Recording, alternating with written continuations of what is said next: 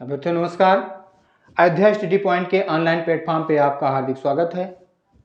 मित्रों, इस चैनल के माध्यम से इस समय जो है उत्तर प्रदेश में पुलिस भर्ती जो आई हुई है 2024 में, इसके लिए तैयारी कराई जा रही है बच्चों की।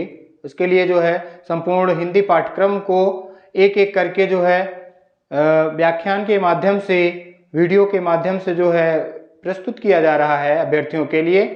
साथ में मेरे द्वारा कक्षा 6, 7, 8 या उससे पूर्व की कक्षाओं में पढ़े हुए कुछ अभ्यर्थियों ने कहा कि सर मैं कक्षा 10 में हूं और 10 वाला हिंदी का जो सिलेबस है, जो पाठ्यक्रम है, आप उसको भी जो है हम लोगों को यूट्यूब के माध्यम से प्रोवाइड करा दें तो अच्छा होगा, जिससे हमको नंबर और अच्छा मिल जाए।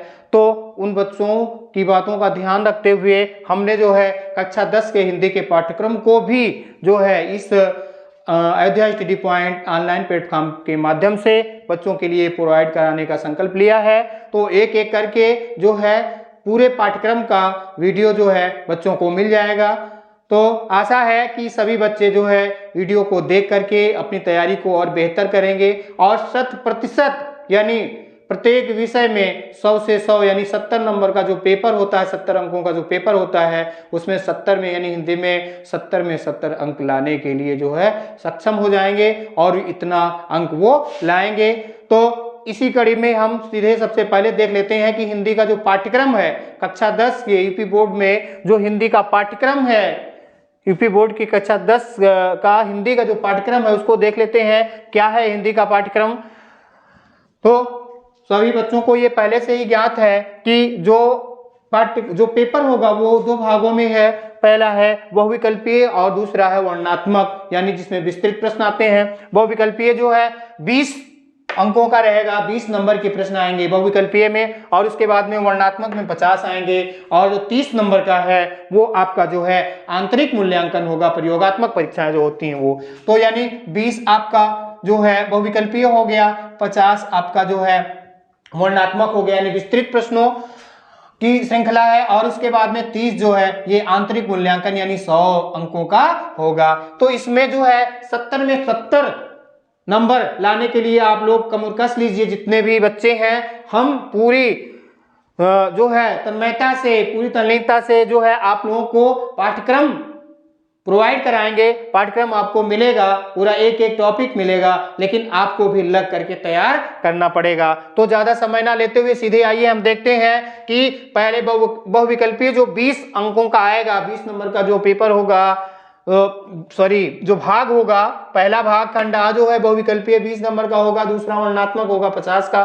तो 20 में हम देखते हैं, पहले 20 देख लेते हैं क्या क्या आना है इसमें। जो पहला है इसमें आएगा हिंदी गद्य के विकास का संक्षिप्त परिचय, यानी हिंदी गद्य साहित्य के इतिहास से ये प्रश्न रहेगा। कहां से रहेगा? हिंदी गद्य साहित्य के इतिहास से। तो एक ही वीडियो में, एक या दो वीडियो में पूरे हिंदी गद्य साहित्य के इतिहास को जहां से प्रश्न पूछा जाना है वो भी आपको बताया जाएगा। साथ में प्रश्न का तरीका क्या रहेगा, कहां से प्रश्न बन सकता है, ये भी रहेगा। तो यहाँ 5 नंबर का आएगा आपका। कितने अंकों का होगा? 5 अंकों का होगा। दूसरा है हिंदी पद्य साहित्य के विकास का संक्षिप्त परिचय, छोटा परिचय। वैसे तो ये टॉपिक जो है बहुत बड़ा है, छोटा नहीं है, बड़ा है, लेकिन आपके पाठ्यक्रम में जो है संक्षिप्त शब्द जोड़ दिया गया है। इसमें क्या जोड़ दिया गया है? संक्षिप्त, यानी छोटा सा है। तो इसमें बहुत कम समय में आपको पूरे जो है इस टॉपिक को बहुत कम समय में तैयार करा दिया जाएगा, जिसमें से आपको 5 अंक मिल ही जाएंगे।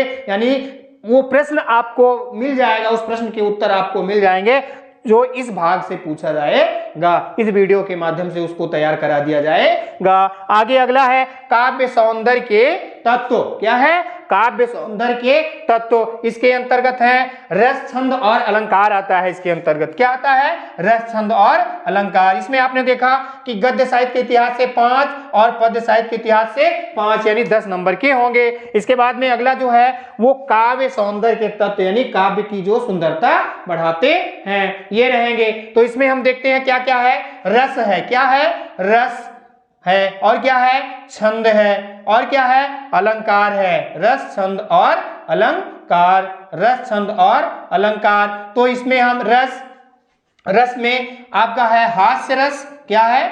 हास्य रस है। और करुण रस है, हास्य रस है और करुण रस है। और इसके बाद में यहाँ पे जो है सोरठा और रोला है, सोरठा और रोला है, क्या है, सोरठा और रोला है छंद में। और उसके बाद में अलंकार में है जो आपका उपमा, उपमा, रूपक और उत्प्रेक्षा, उपमा, रूपक और उत्प्रेक्षा। ये एक वीडियो में पूरा जो है पाठ्यक्रम, यानी अलंकार एक वीडियो में, छंद एक वीडियो में, रस एक वीडियो में, यानी 3-4 नंबर आपका यहीं से तैयार हो जाएगा। तो काव्य सौंदर्य के तत्व में आपको रस पढ़ना है, छंद पढ़ना है और अलंकार पढ़ना है। इसके बाद में अगला और इसमें क्या क्या पढ़ना है, हास्य रस और करुण रस, छंद में सोरठा और रोला, और अलंकार में उपमा, रूपक और उत्प्रेक्षा पढ़ना है।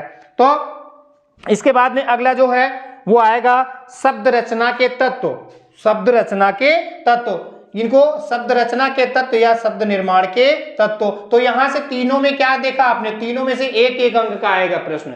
1 नंबर का रस से पूछा जाएगा, 1 नंबर का छंद से पूछा जाएगा और 1 नंबर का अलंकार से पूछा जाएगा। यानी 3 नंबर के हैं काव्य सौंदर्य के तत्व से 3 नंबर के प्रश्न पूछे जाएंगे 3 अंकों के। आगे जो है शब्द रचना के तत्व, शब्द रचना के तत्व यानी जिनके द्वारा शब्द बनाया जाता है, ये 4 हैं। कितने हैं, 4। कौन कौन से, संधि, समास, उपसर्ग और प्रत्यय, संधि, समास, उपसर्ग और प्रत्यय। अब यहां पे आपको क्या क्या पढ़ना है, किसमें, शब्द रचना के तत्व में आपको पढ़ना है उपसर्ग, क्या पढ़ना है, उपसर्ग और प्रत्यय, उपसर्ग पढ़ना है, प्रत्यय पढ़ना है और समास पढ़ना है। क्या पढ़ना है, उपसर्ग पढ़ना है, प्रत्यय पढ़ना है और समास पढ़ना है। ये तीनों टॉपिक आपको देखना है किसमें, शब्द रचना के तत्व अर्थात शब्द निर्माण के तत्वों से। आगे अगला जो है आएगा आपका संस्कृत व्याकरण, संस्कृत व्याकरण, जो संस्कृत व्याकरण है इसके अंतर्गत जो है संस्कृत से संबंधित कुछ प्रश्न पूछे जाएंगे, ठीक है, संस्कृत व्याकरण से। तो इसके अंतर्गत भी आपको जो है जैसे संस्कृत व्याकरण में जो है रूप है वो बता दिया जाएगा, कहाँ से पूछा जा सकता है, अस्मद है, युष्मद है, ठीक है, इन सभी शब्दों को बता दिया जाएगा, उनके रूप को बता दिया जाएगा, कहाँ से प्रश्न पूछा जा सकता है। इसके बाद में अगला है वाक्य का स्वरूप, वाक्य का स्वरूप यानी इसमें जो है वाक्य को जो है वाक्य का अनुवाद करना, हिंदी से संस्कृत में वाक्य का अनुवाद करना, और उसके बाद वाक्य प्रयोग और वाक्य परिवर्तन, वाक्य प्रयोग और वाक्य परिवर्तन, यानी यहाँ पे जो है वाक्यों के परिवर्तन से संबंधित प्रश्न पूछे जाएंगे, वो 1 नंबर का होगा, वाक्य का स्वरूप से 1 नंबर का होगा। और पद परिचय, पद परिचय इसमें भी 1 नंबर का पूछा जाएगा। इसमें जो है आपका ये रहेगा, इसमें ये रहेगा विकारी और अविकारी। अब यहां हम देख लेते हैं थोड़ा सा, विकारी और अविकारी के अंतर्गत आता क्या है, विकारी और अविकारी शब्द, यहां पे विकारी और अविकारी शब्द से पूछा जाएगा, किससे, विकारी शब्द और अविकारी शब्द, इनसे संबंधित प्रश्न रहेगा। अब विकारी और अविकारी शब्द ये शब्द के भेद हैं, क्या है, शब्द के भेद हैं, किसके आधार पर, रूप, प्रयोग या विकार के आधार पर शब्द के भेद। ये पार्ट जो है ये भाग कहां से है आपका, रूप, प्रयोग या विकार के आधार पर शब्द के भेद। जैसे शब्दों को 4 तरीके से बांटा गया है, कितने तरीके से, 4। पहला है उत्पत्ति या स्रोत के आधार पर, जिसमें तत्सम, तद्भव, देशज और आगत आ जाता है। दूसरा है रचना या बनावट के आधार पर, रूढ़, यौगिक और योग रूढ़। और तीसरा है अर्थ के आधार पर, जिसमें पर्यायवाची, विलोम शब्द, और उसके बाद में अनेकार्थक शब्द, समध्वनि भिन्नार्थक शब्द, वाक्यों के लिए एक शब्द, इस तरीके के जो है टॉपिक है। लेकिन और इसके बाद में अगला जो है, अगला आपका जो है आ जाता है रूप, प्रयोग या विकार के आधार पर शब्द, किसके आधार पर, रूप, प्रयोग या विकार के आधार पर शब्द के भेद। तो इस आधार पर शब्द के 2 भेद हैं, नंबर 1 विकारी और नंबर 2 अविकारी। तो विकारी के अंतर्गत क्या क्या आता है, इसमें आता है संज्ञा, क्या आता है, संज्ञा, और क्या आता है, सर्वनाम, संज्ञा, सर्वनाम और विशेषण, संज्ञा, सर्वनाम, विशेषण और क्रिया, ये चारों आते हैं विकारी के अंतर्गत। और इसके बाद में इसमें जो है आपका आएगा अविकारी में क्रिया विशेषण, क्या आएगा, क्रिया विशेषण और क्रिया विशेषण, और उसके बाद में संबंध बोधक, क्रिया विशेषण, संबंध बोधक और समुच्चय बोधक, समुच्चय बोधक, समुच्चय बोधक और उसके बाद में विस्मय सूचक। क्या? विस्मय सूचक, विस्मय सूचक या विस्मयादि बोधक, विस्मय सूचक या विस्मयादि बोधक। तो ये होंगे किसमें? पद परिचय में, विकारी और अविकारी में। तो इस तरीके से आप देखें विकारी और अविकारी के अंतर्गत हमें संज्ञा, सर्वनाम, विशेषण और क्रिया पढ़ना है। अब इसमें हम ये देखेंगे प्रश्न किस तरीके से पूछा जाता है। किसमें? पद परिचय में। पद परिचय में प्रश्न किस तरीके से पूछा जाता है इसको हम देखेंगे। इसमें प्रश्न पूछता है, जैसे दे दिया बालक पढ़ता है, बालक पढ़ता है, इसका पद परिचय। अब यहां पे दे दिया बालक का पद परिचय, रेखांकित शब्द का पद परिचय बताइए। दे दिया गया कि यहां पे दे दिया गया बालक पढ़ता है, वाक्य लिख दिया गया और इसके नीचे लाइन खींच दी गई, अंडरलाइन कर दी गई।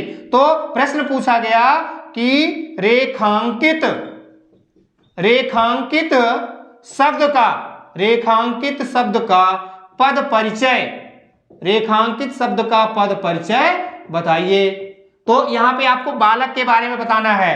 तो बालक क्या है? सबसे पहले तो इसको हम देखेंगे, संज्ञा शब्द है। क्या है? संज्ञा शब्द है। और संज्ञा में भी क्या है? ये जातिवाचक है। संज्ञा में क्या है? जातिवाचक संज्ञा है। और उसके बाद में वचन, एक वचन, जातिवाचक संज्ञा एक वचन। क्या है? एक वचन, यानी बालक क्या है? एक वचन है। और उसके बाद में पुल्लिंग। क्या है? पुल्लिंग। तो इस तरीके से आपको लिखना रहेगा, तो इसमें पूरा का पूरा नंबर आपको मिलेगा। यानी पद का मतलब होता है शब्द और पद एक ही है, शब्द और पद एक ही है। जब शब्दों को वाक्य में प्रयुक्त कर लिया जाता है, यानी शब्दों के माध्यम से वाक्य बना लिया जाता है, तो वही शब्द जो है वाक्य पद बन जाता है। शब्द और पद में अंतर नहीं होता है, शब्द और पद दोनों एक ही हैं। लेकिन जब दोनों को एक साथ जोड़ दिया जाता है, जब दोनों को शब्दों को एक साथ जोड़ करके वाक्य बना दिया जाता है। वाक्य किसे कहते हैं? शब्दों के ऐसे समूह जिससे पूर्ण भाव या विचार प्रकट हो, वही वाक्य है। तो शब्दों का समूह जब वाक्य बन जाता है, तो वही शब्द जो है पद हो जाता है। तो यही पद परिचय यानी शब्द का परिचय आपको बताना है कि ये शब्द क्या है। तो आपने देख लिया, बहुविकल्पीय में 20 नंबर का पूछा जाएगा, आपका 20 अंकों का होगा। हिंदी गद्य साहित्य के इतिहास यानी गद्य के विकास का संक्षिप्त परिचय 5 नंबर का होगा। उसके बाद में हिंदी पद के विकास का संक्षिप्त परिचय यानी पद साहित्य के इतिहास से 5 नंबर का होगा। रस, छंद और अलंकार 3 के होंगे।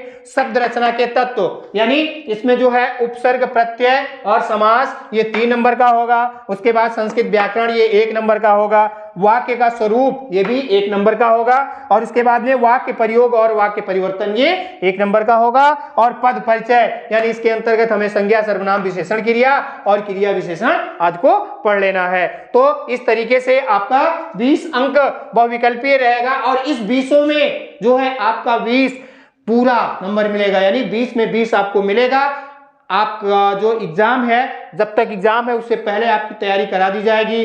कई प्रैक्टिस सेट और इस तरीके के प्रैक्टिस सेट आपको उपलब्ध कराए जाएंगे, जिसमें आपको विद एग्जाम्पल यानी उदाहरण को ले करके भी आपको इस तरीके से जो है प्रैक्टिस सेट उपलब्ध कराया जाएगा, जिससे कि आपको जो है उदाहरण के साथ में ही प्रश्न, मिलते जुलते प्रश्न आपको परीक्षाओं में मिलेंगे।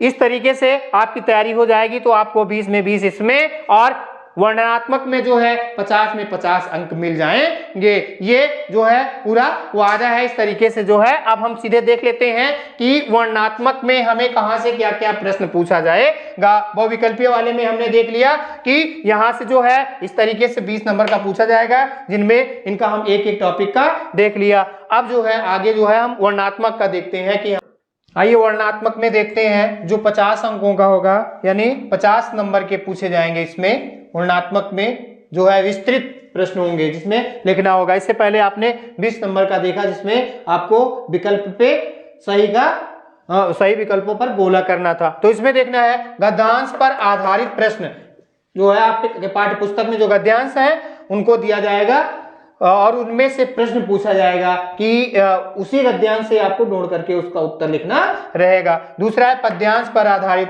काव्य दिए रहेंगे। पद्य का मतलब काव्य पंक्तियां दी रहेंगी, यानी कविता दी रहेगी और उसमें से आपको प्रश्न ढूंढना, यानी प्रश्न भी रहेंगे उसके नीचे और उन प्रश्नों के उत्तर, ये 6 नंबर का होगा। उसके बाद में संस्कृत गद्य का ससंदर्भ यानी संदर्भ सहित व्याख्या, ठीक है, तो हिंदी अनुवाद करना रहेगा उसका। क्या करना रहेगा?